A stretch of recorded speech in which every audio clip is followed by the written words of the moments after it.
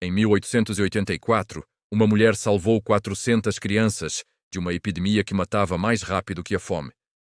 3 semanas depois, a multidão a arrastou até a praça principal.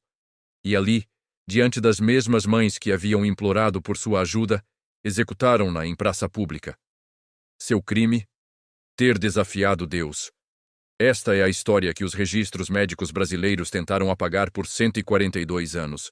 Porque o que aconteceu naquela província do interior não foi apenas um assassinato. Foi o massacre de uma revolução científica que poderia ter salvado milhares de vidas décadas antes do que a história oficialmente reconhece. Interior do Brasil.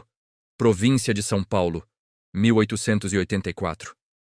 Os registros da época omitem o nome exato da localidade, mas documentos cruzados apontam para a região do Vale do Paraíba, entre as rotas de café e os vilarejos esquecidos pela coroa.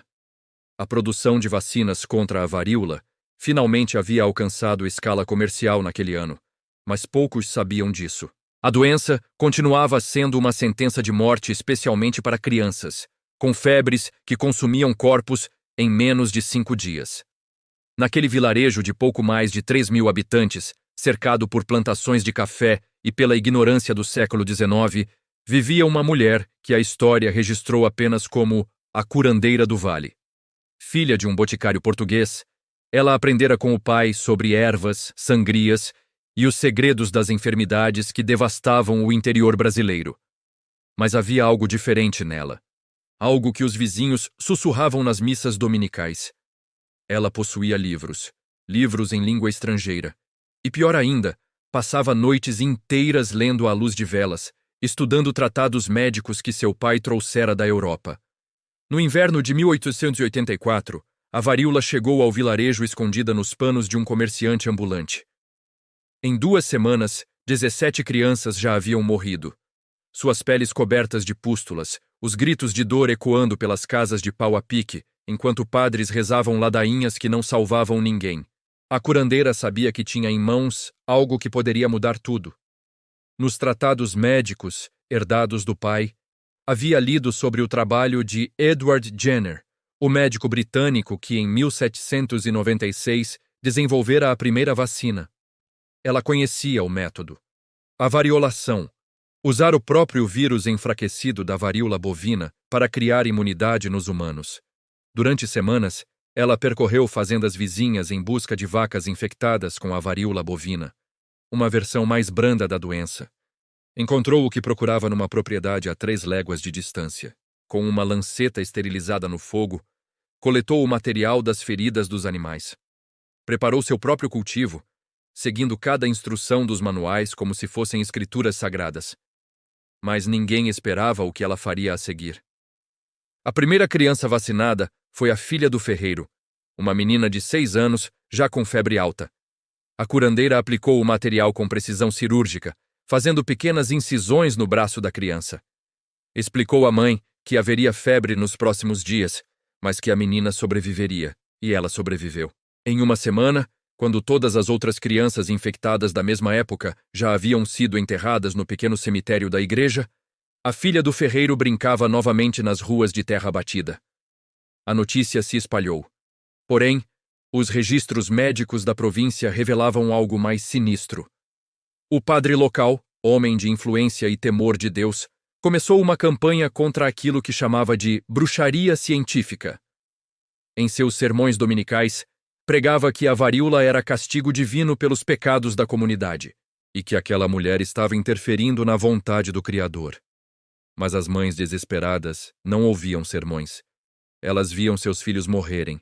Formaram filas na porta da casa da curandeira. 50 crianças na primeira semana, 100 na segunda, 200 no primeiro mês. Cada uma delas recebendo a vacina preparada com precisão obsessiva, cada braço marcado pela pequena incisão que significava a diferença entre vida e morte. 400 crianças. Esse foi o número final. 400 vidas salvas, enquanto vilarejos vizinhos enterravam seus mortos em valas comuns. A taxa de mortalidade na região despencou de forma inexplicável para as autoridades provinciais. Mas a curandeira cometeu um erro fatal. Ela desafiou não apenas a religião, mas a estrutura de poder da província. O médico oficial da região, formado em Coimbra e detentor do monopólio sobre tratamentos médicos, viu sua autoridade desmoronar. As famílias não o procuravam mais. Suas sangrias e seus ungüentos haviam sido substituídos por uma mulher sem diploma, sem autorização, sem o direito de curar. Os documentos da Câmara Municipal revelam o que aconteceu então. Uma denúncia formal foi apresentada. Prática ilegal de medicina. Uso de métodos não aprovados pela Igreja. E a acusação mais grave de todas, aquela que selaria seu destino. Profanação de corpos e pacto com forças demoníacas ao usar substâncias de animais impuros em crianças cristãs. Agora sabemos por que ela fez isso. Conhecimento, compaixão, a certeza científica de que poderia salvar vidas. Mas ainda faltava descobrir quem realmente a traiu.